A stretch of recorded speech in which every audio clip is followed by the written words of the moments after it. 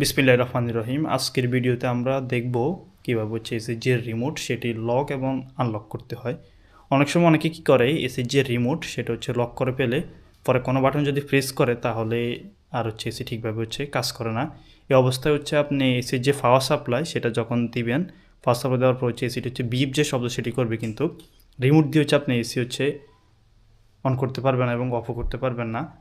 তো রিমোটে থাকা টাইমের যে বাটন, এই বাটনটা আমরা 3 সেকেন্ড চেপে ধরে রাখি, তাহলে হচ্ছে এটি লক হয়ে যাবে। এখন হচ্ছে রিমোটটি লক করা অবস্থায় কোনো বাটন যদি প্রেস করি, কোনো হচ্ছে কাজ করবে না।